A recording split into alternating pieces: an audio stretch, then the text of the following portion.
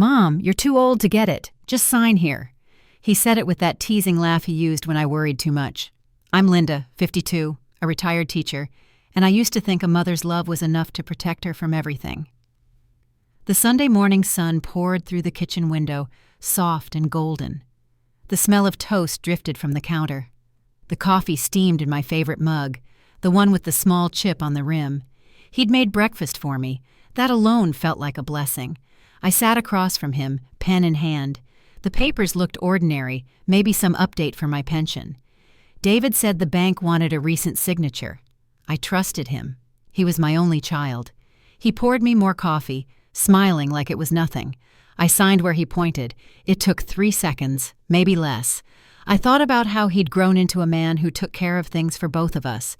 That was my warmth, believing he was still the boy who once asked me to help with his homework on this same table. The paper felt smooth under my fingers. I didn't notice the faint ink smudge near the bottom corner. "That's it?" I asked. He nodded. "That's it, Mom. I'll take care of the rest." His voice was calm, his smile steady. I thought he meant it. Later that day, I checked my account online, only to see a temporarily unavailable notice. It didn't bother me much then. Banks glitch all the time. I had about $14,000 in savings. I'd been careful all my life, never borrowed, always saved. I trusted paperwork, receipts, the system.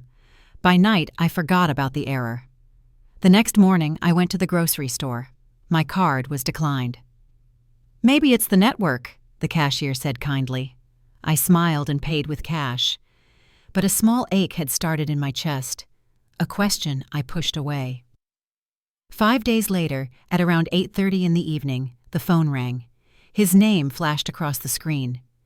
"Mom, what did you do?" he shouted before I could speak. "The account's locked. The house is under review.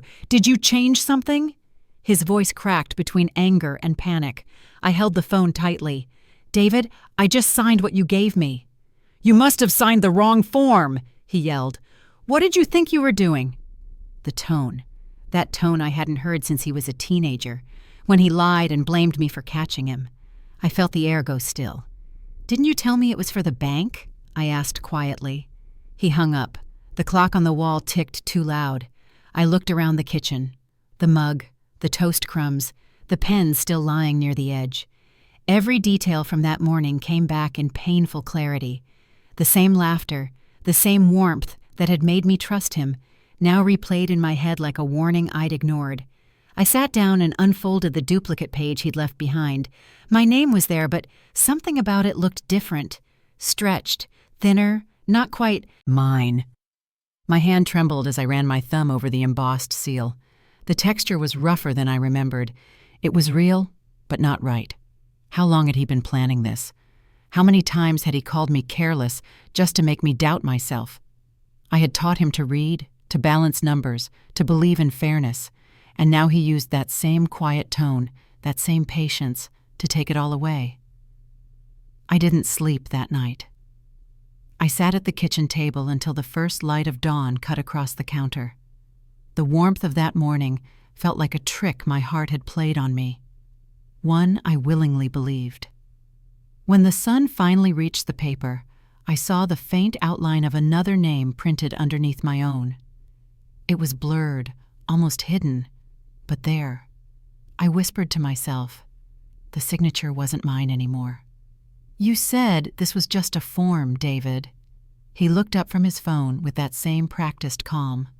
"Mom, you're confused again." His tone was soft, careful, like speaking to a child. I felt the air in the room tighten. The morning light slid across the counter, glinting on the silver drawer handle where I used to keep my financial papers. That drawer had always stayed unlocked, but now when I tried it, the handle wouldn't move. It was locked. I could hear the faint metallic click beneath my hand. That sound felt like a wall being built between us. I asked, "Where's the key?" He laughed lightly. "You must have misplaced it." "I never locked this drawer." "Well, maybe it's better this way. Safer."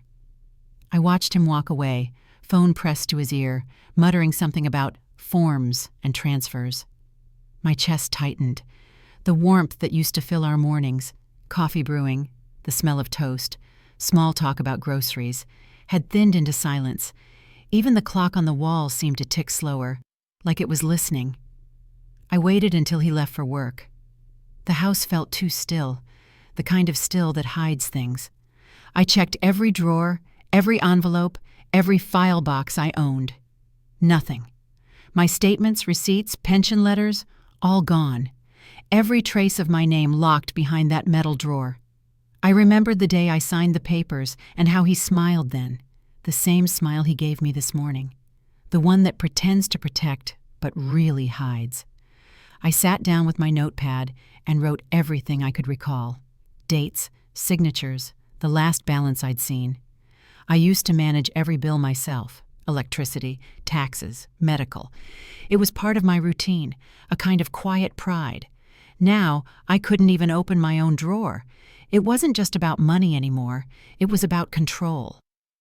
Around noon, I made tea and stared at the table where the pen still lay from last week. My fingers brushed against it. It felt colder than before. I thought about how trust has texture, smooth at first, then rough once you feel the grain beneath. I told myself, I'm not losing my mind. Saying it aloud made me believe it, at least for that moment. By late afternoon, I heard him in the next room. His voice dropped to a whisper. She won't notice until it's done. A pause. Then, just wait another week. I froze mid-step.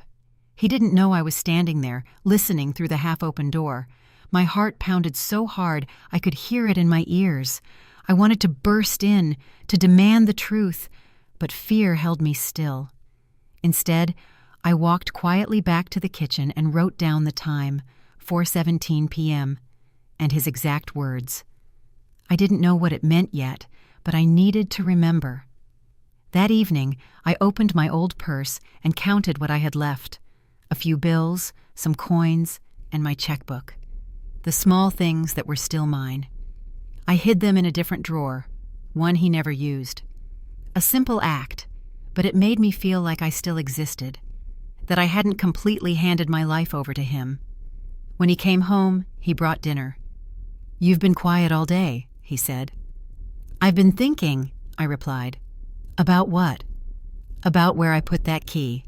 He smiled again, too smoothly. "You probably dropped it somewhere." Then he changed the topic, told me how he'd saved money by moving some accounts around. "You'll thank me later," he said. I forced a nod, pretending to agree. Inside, I was already planning to visit the local records office in the morning. That night, I wrote one more thing at the bottom of my notepad. If trust is a drawer, mine's been locked from the outside. The next day, I'd learn what he meant by later. But that night, I realized something had shifted between us. His smile wasn't warmth anymore. It was strategy. He started calling me forgetful in public. "Mom, you must have withdrawn it yourself." The words hit harder than I expected. I stood there at the counter, the hum of the bank's air conditioner swallowing my thoughts. The teller looked at me with polite distance, like I was another confused old woman who couldn't remember what she'd done.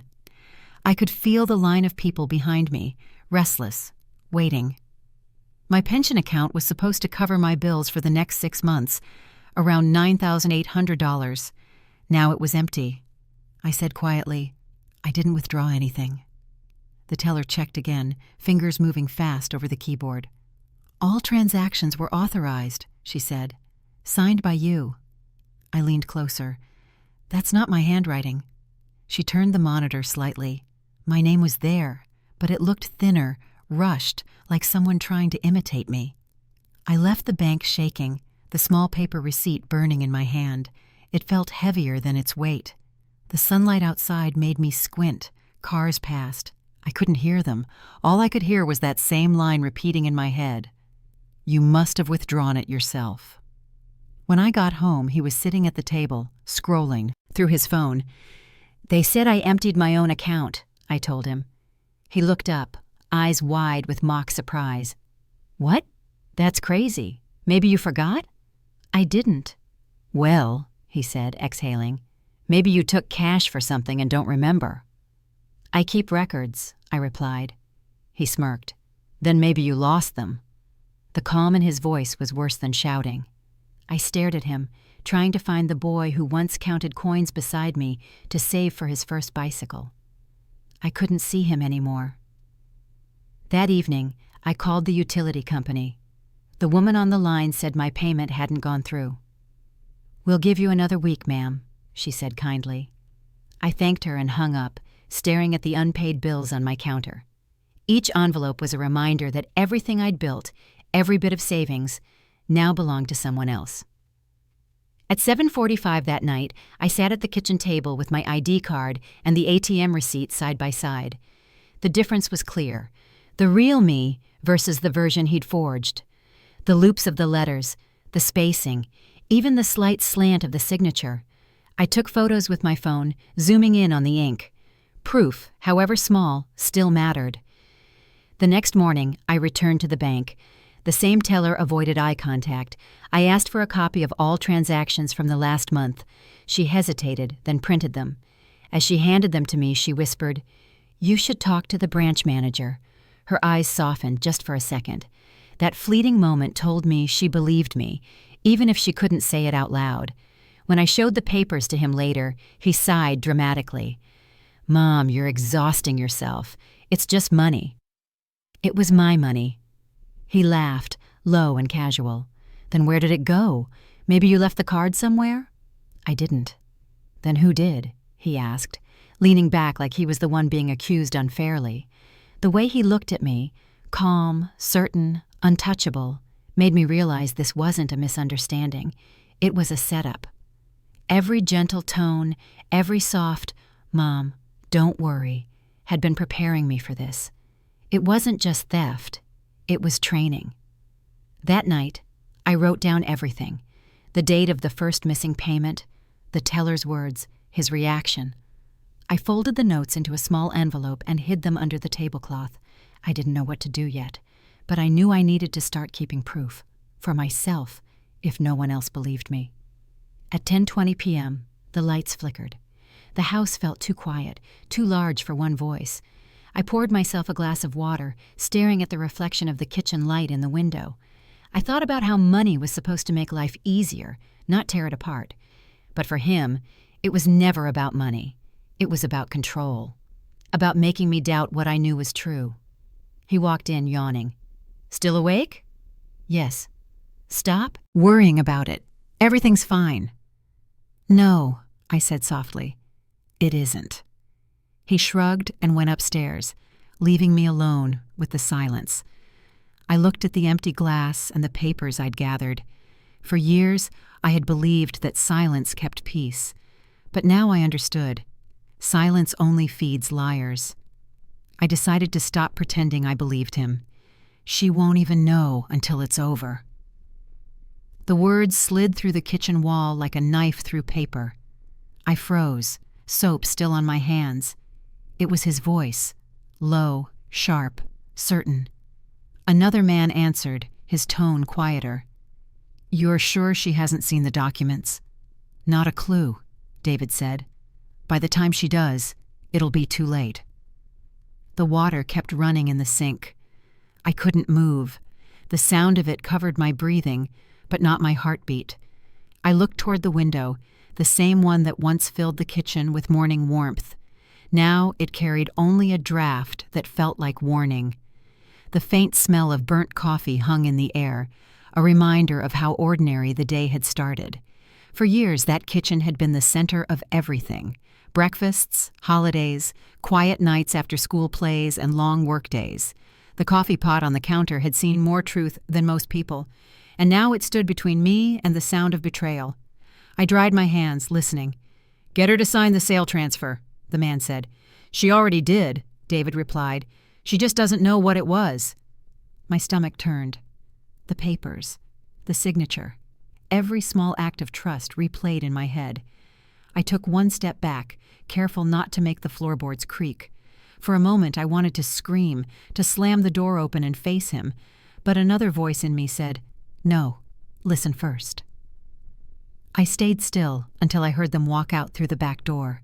Their footsteps faded into the yard. The quiet that followed was heavier than any sound.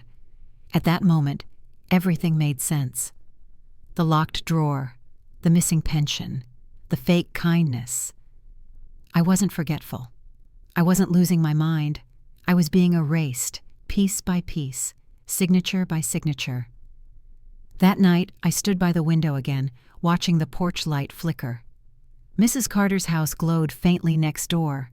She'd always been kind, the kind of neighbor who left small gifts of cookies or lent me garden shears without asking for them back. I called her the next morning. "Can you do me a favor?" I asked. "Of course, dear. What's wrong?" "I just need you to hold any mail that comes for me. Don't hand it to anyone else, not even him." She didn't ask questions. "You have my word." When I hung up, I felt something shift inside me. Not hope, not yet. Just clarity. I spent that afternoon sorting through the few papers still in my possession. Old bank slips, receipts, the deed copy from years ago. Every word on them looked suddenly fragile, as if meaning itself could vanish under someone else's pen. At 3:15 p.m., I poured a fresh cup of coffee and sat at the kitchen table. The smell was stronger this time, bitter, grounding. The light through the window fell across the paperwork in uneven stripes. My fingers traced the edge of each document as if learning them by touch could make them safer. I wrote down everything I remembered from the night before. Word for word, even the tone of his voice. "She won't even know until it's over." I wanted those words recorded, burned into truth. By evening, I had a plan. I would collect every letter that came through that mailbox myself. I would make copies. I would not confront him yet. Silence had always been my weakness. But this time, silence could be strategy. Let him believe I was blind. Let him talk. He came home late that night. I could tell by the way the door opened, slower than usual. He peeked into the kitchen, smiling faintly. "You're still up?" "Couldn't sleep," I said. He poured himself coffee, even though he hated drinking it at night. "You should rest," he murmured. "I will," I answered, watching his reflection in the window. He didn't notice. He looked tired. But it wasn't guilt. It was calculation. The kind of tired that comes from hiding something too long. He walked away humming, and I stood there in the same spot, staring at the steam rising from my cup. I'd spent a lifetime protecting him, making excuses for him, calling him my boy. That phrase had always been my shield, proof that love could outlast mistakes. But love doesn't survive deceit. It rots under it. I picked up my notepad and wrote one last line before bed. I'm done defending him. That night, I stopped calling him my boy. "It's just a formality, Mom. Everyone signs these." He stood in the doorway holding a thin white envelope, edges crisp, my name printed too neatly across the front. I wiped my hands on a towel before taking it. The paper felt heavier than it should have. He smiled, that same practiced calm that had started to feel like a mask. "Don't worry," he said. "It's just for record keeping." I sat down and unfolded it. The words hit me like a foreign language. Notice to vacate 30 days. My address, my name. Only it wasn't really mine anymore. He leaned over my shoulder. "You'll move in with me after, Mom. We'll figure things out." His tone was soft, like a nurse comforting a patient. But kindness doesn't come inside envelopes. The clock on the wall read 11:10 a.m. Sunlight hit the kitchen floor, pooling near the front door. I stared at the letter and realized what it meant. Not just losing a house, but losing place, losing self. "Who sent this?" I asked. "It's from the registry," he said quickly. "Routine check, nothing personal." "Routine? Just sign at the bottom. They'll need acknowledgement." He handed me a pen. My throat went dry. I'd already made that mistake once. "I'll read it later," I said. He shrugged, unconcerned, and left the room humming under his breath. The sound followed him up the stairs like a victory tune. I waited until he was gone before taking the letter to the window. The seal on the back was stamped in red. Official, unmistakable. The edges still carried the faint texture of fresh ink, rough under my fingers. I folded it carefully, slid it back into the envelope, and tucked it under my sweater. At 2 that afternoon, I took the bus downtown. The government office smelled like dust and cold air. The woman at the front desk barely looked up when I spoke. "I need to verify an address," I said, handing her the paper. She scanned it, her eyes flickering for a moment before her face reset into practiced neutrality. "1 moment, ma'am." I stood there, clutching my purse, listening to the echo of printers and footsteps. When she returned, she spoke gently, the way people talk to someone who's about to break. "Your name isn't on the property file anymore." I blinked. "That's impossible."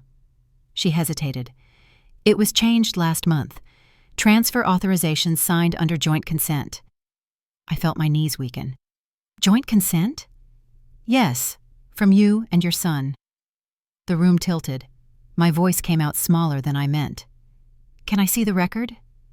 She nodded but didn't meet my eyes. "I'm sorry, that file's restricted now." Restricted. My own home. I walked back outside. The letter pressed against my chest like a heartbeat that didn't belong to me. The city noise blurred around me. Buses, horns, voices. But nothing felt real. I had proof now, but proof didn't undo signatures. On the bus ride home, I counted the things that were still mine.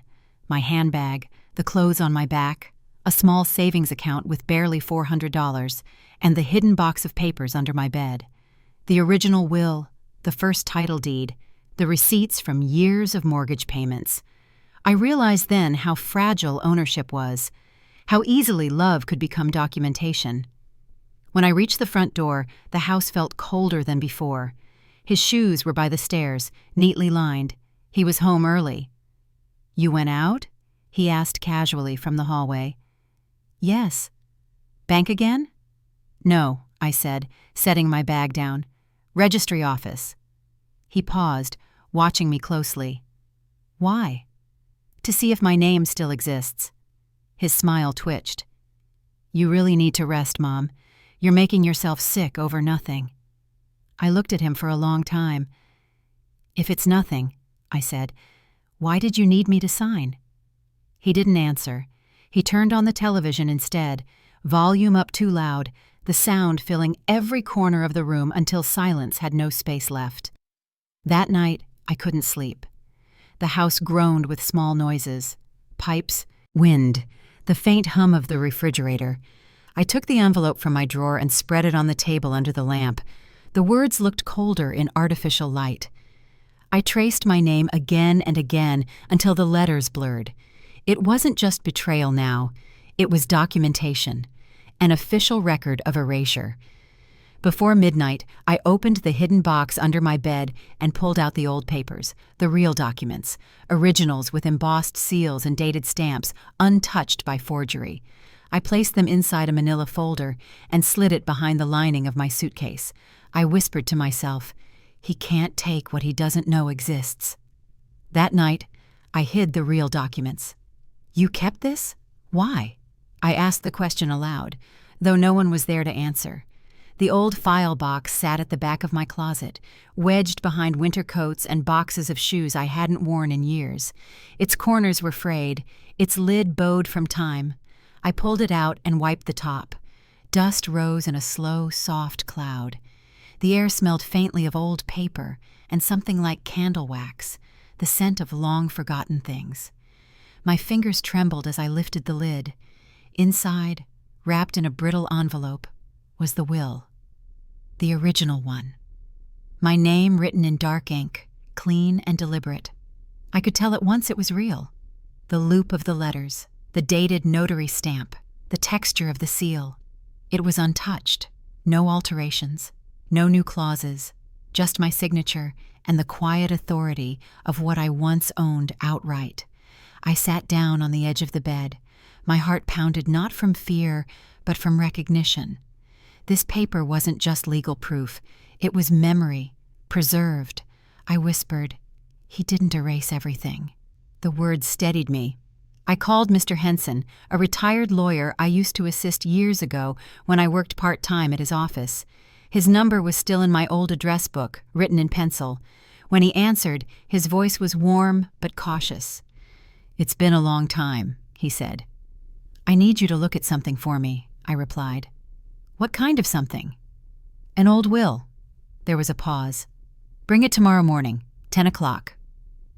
The next day, I took the bus downtown. The morning was cold, air biting through my sleeves. At exactly 10 o'clock a.m., I walked into his small office above the hardware store. Nothing much had changed. Same wooden desk, same wall calendar frozen on a month years behind. He put on his glasses and unfolded the paper carefully, his thumb tracing the seal at the bottom. "This is the original," he said, "and it's valid." "Even after everything he's done?" He looked up. "If your signature here predates any transfer, then yes.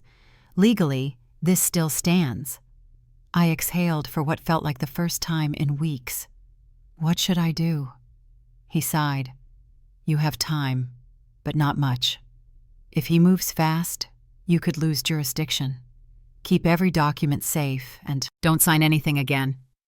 I nodded, absorbing each word. "You're sure?" "Completely. This is your proof. But be careful. If he learns you still have this copy, he'll act before you can." I thanked him, holding the papers tight as I left. The sun outside was harsh, but I didn't mind. I walked slower, counting my steps, feeling each one anchor me back into control. The paper inside my bag felt like armor, fragile but real. For the first time in months, I wasn't scared of opening mail or hearing his footsteps behind me. I was preparing.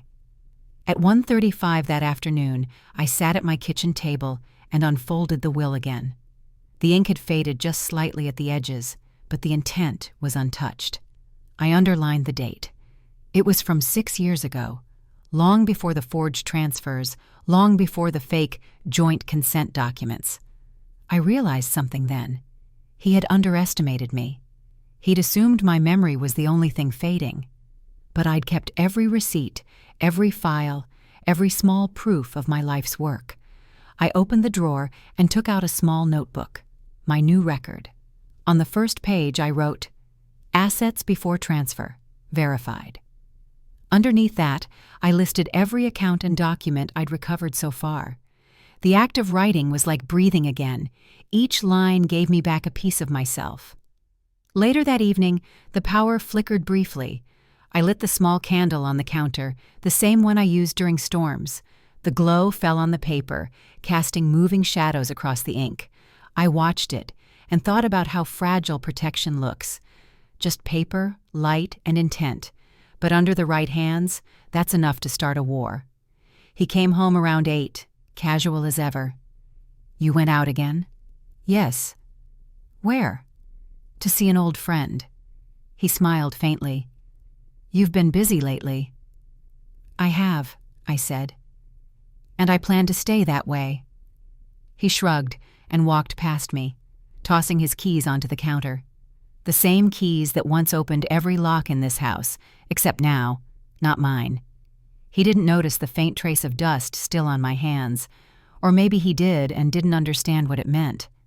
That night, I stored the will in a new hiding place, not under my bed this time, but behind the false panel in the hallway cabinet.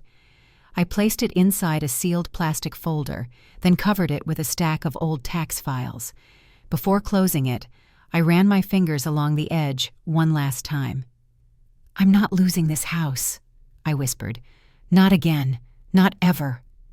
I turned off the candle, watching the smoke curl up and fade. It was strange how something so small could fill a room with both warning and peace. I wasn't signing anything again. "We already spoke to your son, Mrs. Cole." That was the first thing the bank manager said before I'd even sat down. His tone was polite, but the kind that ends a conversation before it starts. He smiled across the polished desk, the kind of smile people use when they think you're confused. The faint smell of his cologne filled the air, too strong, too practiced. Behind him, the wall clock ticked softly, each second landing like a warning. "I'm not here about what my son said," I replied. "I'm here about my account." He glanced at the papers I'd brought, the original statements, the photocopy of the will, and a handwritten list of recent withdrawals. "Yes," he said slowly, "we received your documents, but your son already clarified everything. The joint authorization was processed last month." "Joint authorization?" I repeated. "I never signed for that." He kept smiling, tapping his pen against the desk. "Maybe you don't remember, Mrs. Cole. It's common at your age to forget small things, but everything here checks out." That word, forget, hit harder than any insult. I looked at him carefully. He wasn't cruel, not exactly, just comfortable in his certainty. He didn't need to be malicious. The system had already trained him to doubt people like me. I placed the proof on his desk, my own copy of the original will. "This shows my full ownership. No joint authorization, no cosigner." He leaned forward, as if inspecting a child's drawing. "I see that. But this version," he said, pointing to his computer screen, "is not what's currently on file. I'm afraid the records now reflect shared ownership." "With my son?" "Yes, ma'am. He submitted the updated paperwork weeks ago." I swallowed, the anger rising in my throat. "And you accepted that without calling me?" He gave a small shrug. "We trust family representatives. It's standard procedure." Trust. That word again. Always given freely, never returned. I gathered the papers back into my folder. My hands were shaking, but not from weakness. "I'm requesting a full transaction history for the last 90 days, I said. He hesitated. "I can't release that without your son's approval." "Approval?" I laughed under my breath. "You mean permission to see my own money?" He didn't answer. Instead, he smiled again, that same empty politeness. "You have to understand, Mrs. Cole, policies are in place for your protection." My protection. As if they were shielding me from myself. I stood up, slipping the folder under my arm. "Keep your policies," I said. "I'll keep my records." Outside, the air felt colder than it should have. It was just after 3:20 p.m., the street traffic heavy with people rushing home. I sat on the bench near the bus stop, opened my notebook, and wrote everything down. Manager's name, Mr. Brooks. Perfume too strong. Pen tapping. Referred to joint authorization. Refused to release history. Mentioned my son's visit. I underlined the word refused 3 times. That night, I called Mr. Henson again. He listened quietly, letting me speak until my voice steadied. "Let them underestimate you," he said. "That's your advantage. They'll never see it coming." I nodded, even though he couldn't see me. "I'm writing everything now," I told him. "Good," he said. "That's how truth survives in systems built to forget." After the call, I opened my small ledger. Not the financial one the bank had rewritten, but my own. A black notebook with lined pages. The first entry was from the day David changed his tone. Now, each page held dates, names, and details. Every "Mom, calm down." Every "It's just a formality." Every signature that wasn't mine. I even noted the brand of the bank's pen, black with a silver cap. Small details matter. They prove patterns. At 8:05 that night, the house was silent. He was upstairs, talking softly on the phone. I couldn't hear every word, but I caught enough. "She went to the bank?" "No, they didn't tell her much." I wrote that down too. My ledger was no longer just memory. It was defense. Each word I recorded pushed back against the version of me they were trying to invent. The fragile, confused mother who didn't understand paperwork or policy.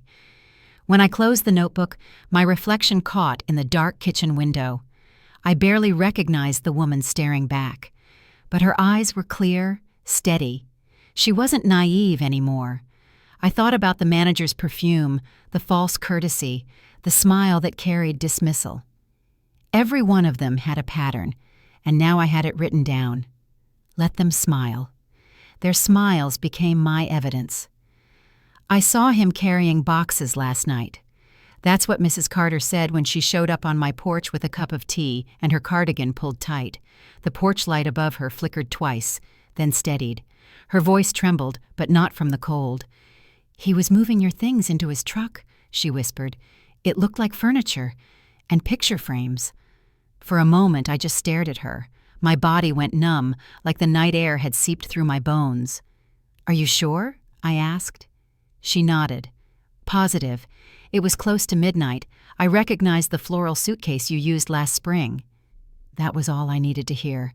The warmth of the teacup in my hands turned to heat under my skin. I thanked her, though the words barely left my throat. When she left, I stood in the doorway, looking at the porch light and the street beyond it. The same quiet street, where everyone minded their business until the truth forced them not to. The next morning, I took the first bus downtown to file a complaint. The officer at the counter glanced at my papers and sighed. "Do you have a witness?" "Yes," I said. "My neighbor, Mrs. Carter. She saw him." "What did she see exactly?" "He was loading my belongings into his truck. Boxes, frames, certificates, late at night." He raised an eyebrow, typing slowly. "Any photos?" "No," I said, "but I have her statement. She's willing to talk." He leaned back. "That helps, but it might take time to investigate." I looked him straight in the eye. "Take your time. I'll be keeping my own records." He printed a slip and handed it over. "Complaint filed, pending verification." I folded it and slipped it into my coat pocket. That piece of paper was thin, but it felt heavier than any box David could carry. When I got home around noon, Mrs. Carter was watering her plants. "They'll ask questions," I told her. "They should," she said. "You deserve that much." She hesitated. "He didn't look sorry, you know. When I called his name, he smiled, like he'd already gotten away with it." That detail stung. I tried to imagine him standing in the dark, lifting boxes of my life with that same detached calm he used at breakfast. It wasn't just theft. It was the quiet rewriting of a person, removing her one piece at a time until she barely existed on paper. At 6:45 that evening, I placed the complaint slip on my nightstand beside the lamp. The edges caught the faint yellow glow.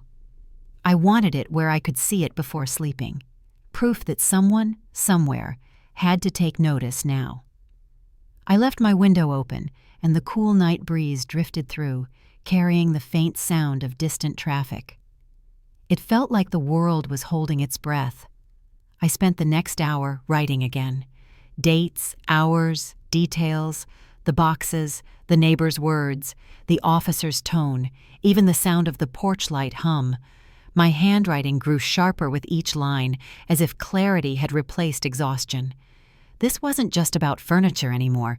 It was about being erased in plain sight. Around 9 p.m., I sat in silence. I could hear the faint rustle of wind outside, leaves brushing against the porch rail. Every sound felt amplified. Every pause was full of intent. Somewhere between anger and calm, I found resolve. I whispered, "Let them think I'm fragile," because fragility, in their eyes, made me invisible. And invisible people can move without being seen. Before bed, I glanced at the porch once more. The light flickered again, faint, steady, faint, as if keeping watch. The night breeze slipped through the curtains, brushing against my cheek. It wasn't comfort. It was a signal, the quiet before confrontation. Just before dawn, I heard footsteps on the gravel path. A faint knock followed. Slow, deliberate, unmistakable. He knocked on my door before sunrise. "You made a mistake, Mom." That's what he said the moment I opened the door, his voice low and cracked from exhaustion. The porch light caught the red rims around his eyes. He smelled faintly of coffee and cold air. It was barely 6 a.m. when he showed up, early enough that silence still ruled the neighborhood. Didn't unhook the chain. He shifted from one foot to the other, eyes flicking past me into the house like he was measuring what was left. "I didn't make a mistake," I said. "You did." He laughed softly. "You think this will end well for you?" For a moment, I almost believed he sounded worried, but it wasn't worry. It was fear of losing control. He pressed his hand against the doorframe. "Why are you doing this?" "I'm protecting what's mine." He exhaled, long and uneven. "I was helping." By emptying the house? His eyes hardened. You don't understand how complicated things are. I'm trying to handle everything before it gets worse. The chain clinked when he leaned forward. Please, just let me explain. No, I said. Not this time. He stepped back, looking around like he expected an audience. Then his voice dropped. You're confused, Mom. Everyone knows it. You're tired. You're making a mess that doesn't need to exist. That word again. Confused. Used like a weapon this time. My pulse beat in my ears. I closed the door slowly, the latch clicking like punctuation at the end of a sentence. For several minutes, I stood there in silence, listening to his footsteps fade down the porch steps. At 7:40 that morning, 2 police officers knocked on my door. Their tone was rehearsed, calm, polite, a kind of sympathy that carried distance. Ma'am, your son called, one said. He was concerned for your safety. I'm fine, I replied. You can look around if you'd like. They exchanged a glance, stepped inside, and walked through the living room. One of them glanced at the pictures on the wall, the empty space where others used to hang. The younger one made a quick note on a pad. Everything seems in order, he said. When they left, I caught sight of their patrol car idling at the curb. My name would now appear on some welfare check log, an official record of supposed confusion, proof of nothing, yet something that could be used against me. I felt the humiliation burn under my skin. It wasn't just invasion. It was the quiet rewriting of who I was, again. That evening, the silence in the house was heavy. Every sound felt sharper, the hum of the refrigerator, the faint creak of the floorboards. I sat at the table, the complaint slip and the lawyer's card side by side. I thought about what Mrs. Carter had said. He didn't look sorry.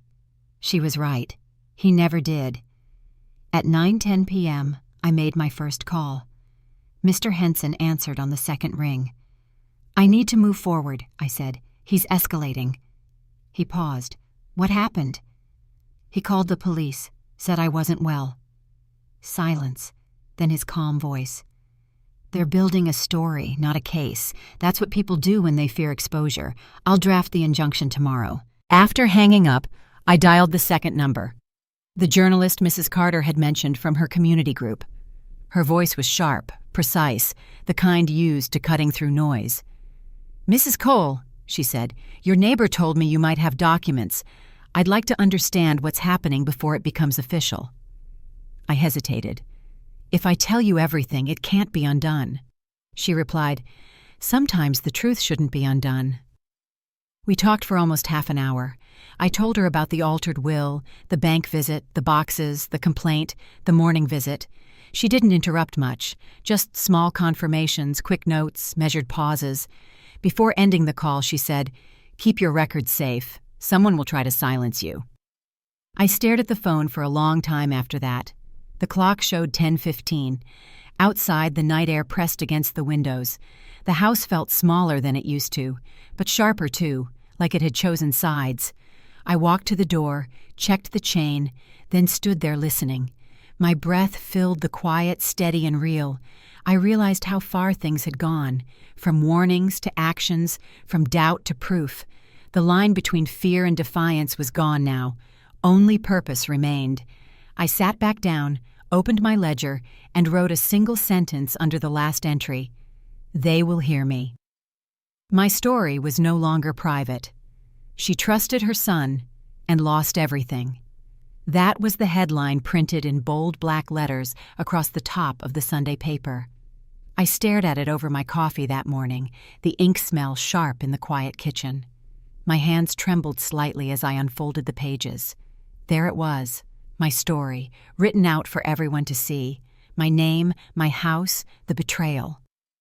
It was strange seeing my life reduced to paragraphs, but there was also relief. The truth was finally public. Mrs. Carter called first.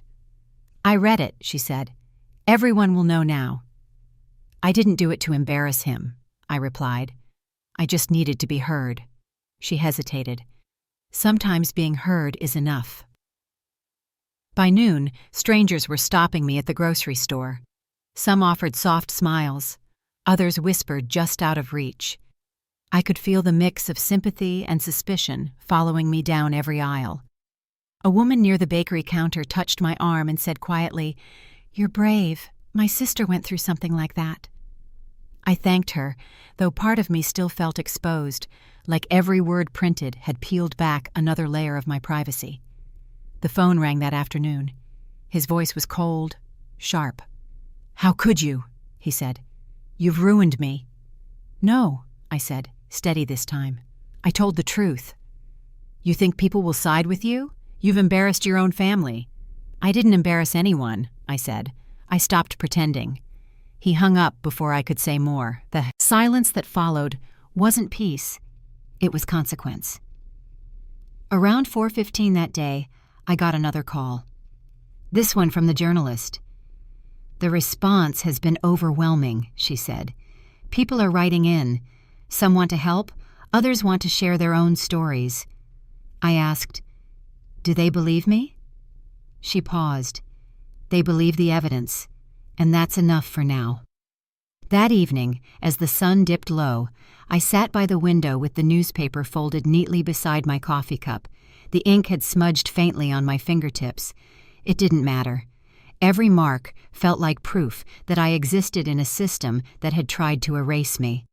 I remembered Mr. Henson's words, "Let them underestimate you." They had, and now the same voices that dismissed me were calling for statements, for follow-ups, for confirmation.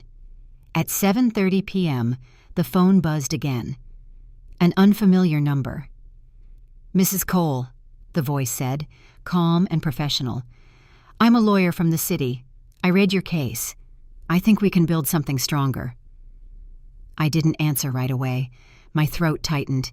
He continued, "If everything you've documented is verifiable, we might be able to restore ownership formally." I looked down at the folded paper, the headline staring back at me.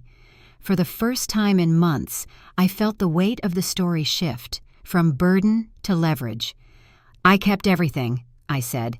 "Every document, every date." "Good," he replied. "Then you're already ahead." After we ended the call, I sat in silence for a long time. The clock ticked softly in the corner. I thought about how easily truth gets buried under politeness and shame, how often women are told to stay quiet to protect others.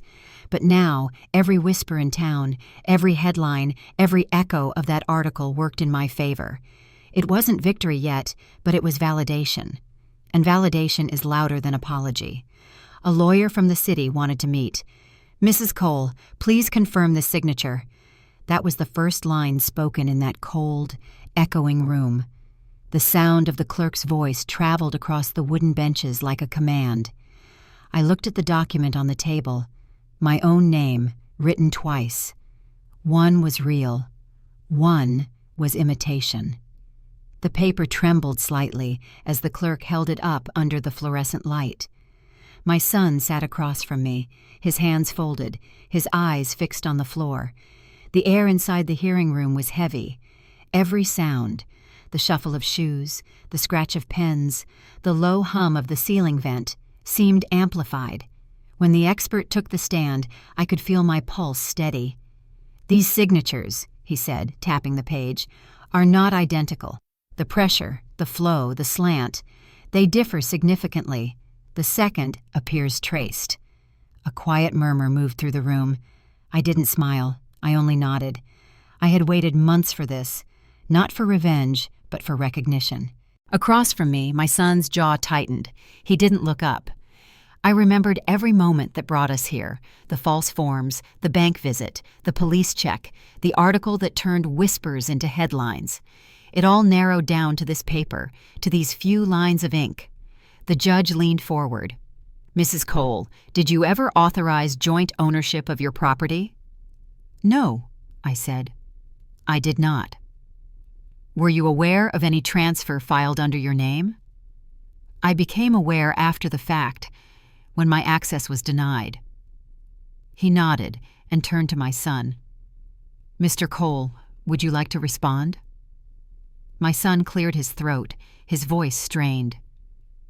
"It was a misunderstanding. I was handling her affairs. She agreed verbally. She's been under a lot of stress. The words hung in the air. That tone, calm, reasonable, paternal, the same one he had used for months to gaslight me in private. But this time, it didn't land the same. I could feel the shift, not just in the room but in him. Authority was no longer his ally. The judge's pen clicked. We'll verify the full record. If fraud is confirmed, restitution and reinstatement will be ordered. He looked at the expert again. Ensure cross-verification with registry archives. I want both physical and digital confirmation. The gavel struck once, and the sound echoed through the hall. My son flinched. For the first time, his confidence cracked. I didn't gloat. There was no victory in it, just relief. I had been dismissed for so long that hearing an institution say, "I believe you," carried more weight than apology ever could. As we waited for the clerk to collect documents, I noticed his reflection in the polished table. He looked smaller, almost unfamiliar. "You didn't have to do this," he whispered without meeting my eyes. "I didn't," I said. "You did." The judge called for a short recess. I stood slowly, my knees stiff but my resolve solid. The hallway outside smelled faintly of paper and coffee. Stale, official. A young officer nodded at me as I passed. "You did the right thing, ma'am," he said quietly. I nodded back, though I wasn't sure if right and fair were the same anymore. At 2:10 p.m., they called us back in. The expert handed over the final comparative chart. The difference was clear, visible even to the untrained eye. "Forgery confirmed," he said simply.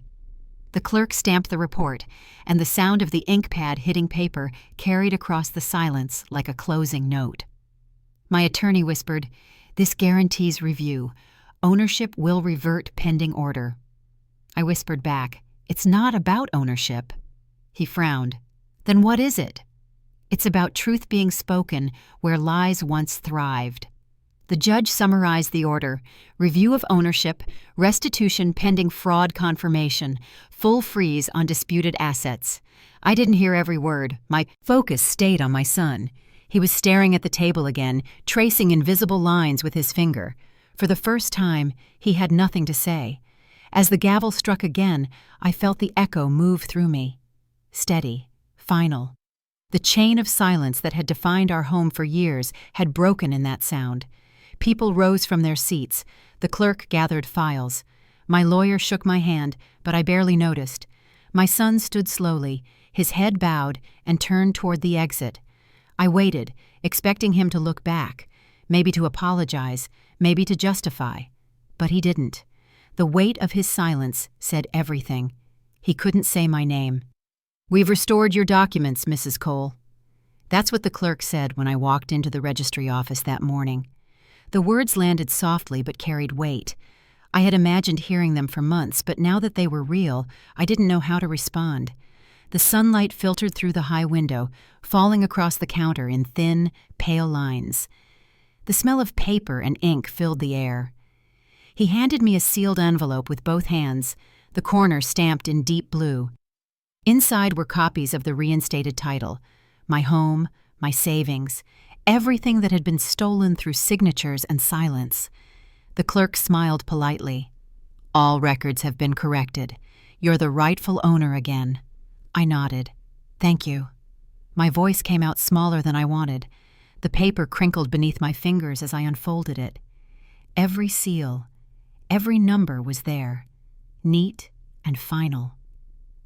I ran my thumb across the embossed stamp. It felt cool, real, yet strangely hollow.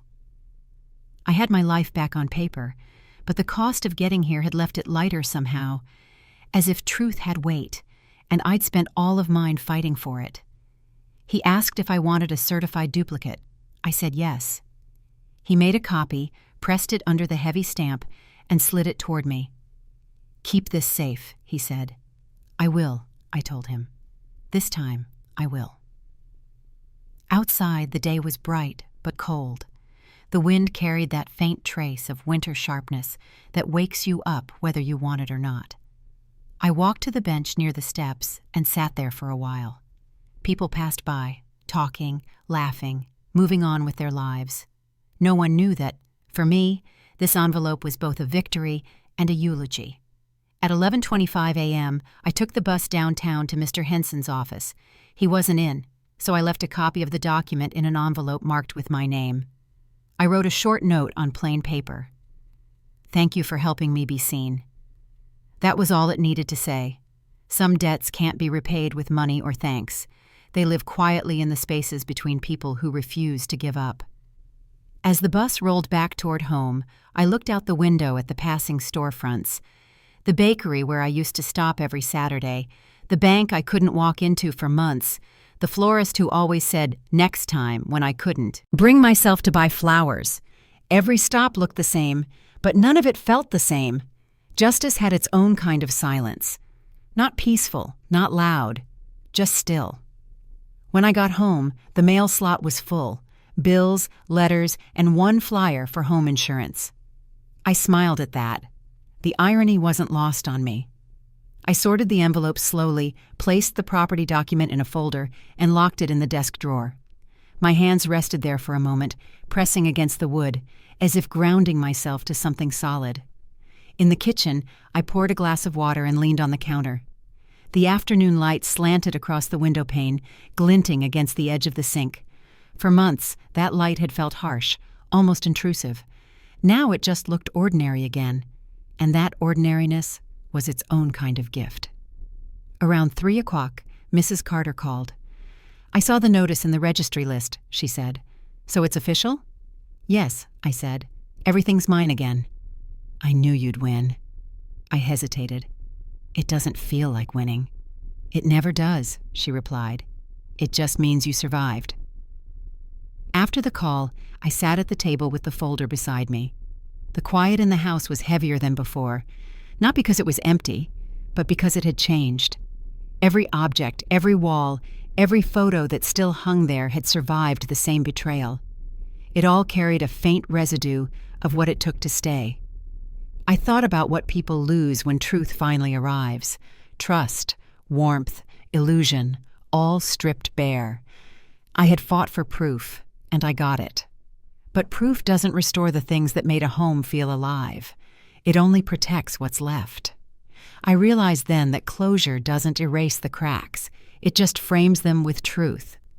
The clock ticked past 4 o'clock as I folded the last paper and placed it back into the envelope. I sealed it and slid it into the drawer again, this time without shaking. Outside, the faint hum of traffic filled the evening air. It wasn't peace, not yet, just the beginning of something quieter, slower, maybe steadier. But peace didn't come right away. I didn't realize silence could echo so loud.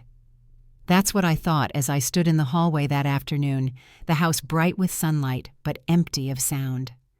Dust hung in the air, visible where the light slanted through the window. Every corner looked the same, yet it all felt different, too still, too aware. The clock on the mantel ticked, but even that sounded hesitant, as if unsure it belonged here anymore. It was strange, walking through rooms that were legally mine again, but emotionally foreign. The dining table was bare. The couch still had a faint indentation where he used to sit. A photograph on the shelf showed us from years ago, before lawyers, before police reports, before truth had torn through the illusion of family. I didn't move it. I just watched the light crawl slowly across its glass. Mrs. Carter came by around noon, carrying her usual kindness in the form of a teapot and 2 cups. "You need company," she said softly, "and you need to eat." "I've been eating," I told her, though we both knew I hadn't much. She looked around the room, her eyes landing on the scattered mail piled by the door. "He'll come around," she said, her tone half hope, half doubt. I didn't answer. I knew better. Some wounds don't close. They calcify into reminders. The tea was too hot at first, but the warmth grounded me. It was ordinary, human. We talked about small things, the neighbor's new fence, the grocery prices, the children she watched after school. For a few minutes, the silence in the house loosened its grip. When she left, she pressed my hand. "You did what was right," she said. "Right doesn't always feel right," I replied. Later that day, around 3:40, I sat by the kitchen window and opened the stack of mail. Bills, mostly. A bank notice confirming my restored accounts. One flyer for adult education workshops. I smiled faintly at that, poetic in its way. The world offering me a chance to rebuild, one small form at a time. I placed the bills aside and kept the flyer under a magnet on the fridge. I decided to start tutoring again. Not for money, not for routine, for voice, for sound, for something to fill the space with purpose. I put an ad in the community paper. Private tutoring, patient approach, flexible hours. It felt like reclaiming a small piece of myself. 2 days later, my first student arrived, a quiet boy named Jamie, struggling with reading. We sat at the kitchen table, the same place where so much had fallen apart, and for the first time, the air didn't feel heavy. "Take your time," I told him. "Mistakes mean you're trying." He smiled shyly. His mother left a folded bill on the counter before they left. Even though I'd told her it wasn't about money, I didn't argue. Some gestures deserve to stand. As evening came, I walked through the rooms again. The light had shifted. It touched the photo frame on the shelf, making it glow for a brief second before fading. I dusted the picture, but didn't put it away. The past doesn't need to be erased, just understood. I sat near the window as the sun went down. Outside, the neighborhood was alive again. Kids riding bikes, dogs barking, a car door slamming somewhere down the street. I had spent months drowning in isolation, but that night, the normal noise of life sounded like mercy. The clock struck 6, the steady rhythm returning like an old friend. Mrs. Carter called from her porch. "You'll be fine, you know." "Maybe," I said, looking out at the fading sky. "You're stronger than you think." I had to be. After the call ended, I turned off the lights and stood by the window. The street lamps flickered on one by one. Each glow added a faint hum back into the silence. I realized then that peace doesn't come as forgiveness or reunion. It comes as routine, the sound of the world carrying on while you learn how to belong in it again. I picked up the last unopened letter from the table. It was addressed in handwriting I recognized instantly. My breath caught before I even tore the seal. The return address was his. I didn't open it, not yet. I wasn't ready for his words, whatever they were. I placed it gently beside the clock, letting the ticking fill the pause. The night deepened, shadows stretching across the walls. I walked to the door, locked it, then stood there for a moment, listening to the quiet I once feared. It wasn't empty anymore. It was honest. Then I heard his car stop outside. This time, I read every word. The clerk placed the folder in front of me, same table, same pen, but everything felt new. The sunlight streamed through the tall window, soft and patient, touching the edge of the document. I took a slow breath and opened it. The paper smelled faintly of ink and dust. Official, final. My fingers rested on the first page as I began reading, line by line. No rush this time. Every word mattered. Every clause was a piece of the story I had lived through. The clerk waited quietly. "Take your time," he said. "I intend to," I replied. Each paragraph was clear. No hidden language, no fine print pretending to help while stealing what was mine. The pen beside it gleamed faintly, a quiet reminder of how easily trust can be weaponized. Months ago, I had signed without thinking, believing, hoping, assuming. Today, I signed knowing. As I reached the final page, my reflection stared back from the glass frame on the opposite wall. For the first time, I saw steadiness instead of doubt. The clerk cleared his throat. "Everything's in order, Mrs. Cole. This closes the case officially." "Good," I said. "It should have closed long ago." He smiled politely, unaware of the gravity in that sentence. I looked down at my name printed neatly near the bottom. The light shifted again, the same kind of morning light that once blinded me when everything was falling apart. Now it illuminated the truth I had rebuilt, word by word. I picked up the pen. My hand didn't shake. "Do you need a witness signature?" I asked. He nodded. Mrs. Carter is waiting outside. Send her in." She entered with that same warm presence she'd carried through the whole ordeal. "You're really doing it," she said softly. "Yes," I told her, "but this time it's on my terms." She laughed gently. "About time." She signed her part quickly and patted my shoulder before leaving. The door clicked shut behind her, and the silence that followed didn't feel empty. It felt earned.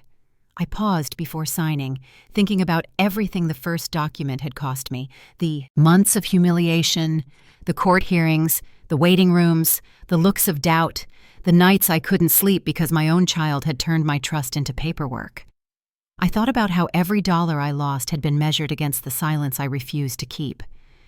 Justice hadn't come as apology. It came as balance. The pen felt heavier than before, not because of guilt, but because it now carried meaning. I read the last sentence again. "Final ownership restored to the undersigned, without condition or joint claim." It was plain, honest, exactly how truth should be. When I finally pressed the tip to the page, I felt the tension leave my chest. The signature came out smooth, steady, deliberate. No trembling, no hesitation, just certainty. The ink glided across the line like closure written in real time. The clerk stamped the corner and nodded. "All done." I exhaled slowly. "So it is." He slid the finalized copy into a thin folder and handed it to me. "You should keep this safe," he said. "I will," I answered, "but not hidden. I want it where I can see it." As I stepped outside, the morning air greeted me. The sun was climbing, brighter now, spreading across the courthouse steps. I stood there for a moment, holding the folder against my chest. The world looked ordinary again, which somehow made it feel miraculous. Across the street, a vendor opened his stall. The smell of coffee drifted through the air. Ordinary, grounding, alive. I didn't call David. I didn't need to. Some lessons arrive too late for love, but right on time for dignity. The silence between us had turned into something final. Not cruel, not angry, just done. For the first time in years, the future didn't look like survival. It looked like choice. I walked down the steps slowly, feeling the warmth on my face. The same pen that once took everything from me was now mine to keep. I slipped it into my bag, not as memory, but as proof that endings can also be beginnings. I whispered, almost to the wind, "Didn't I tell you to read it first?" The echo carried softly, familiar, like a voice answering back from somewhere behind me, and I signed, finally, for myself. Did you enjoy this story? Tell me which city you're listening from. I read every comment. If the story touched you, you can support the channel with a super thanks so I can keep bringing more stories like this every day. Your encouragement really helps. I'd love to hear your thoughts and what moment stayed with you. On the screen, you can see one new life story that I highly recommend. Don't forget to subscribe and turn on notifications. See you in the next life story with respect and gratitude.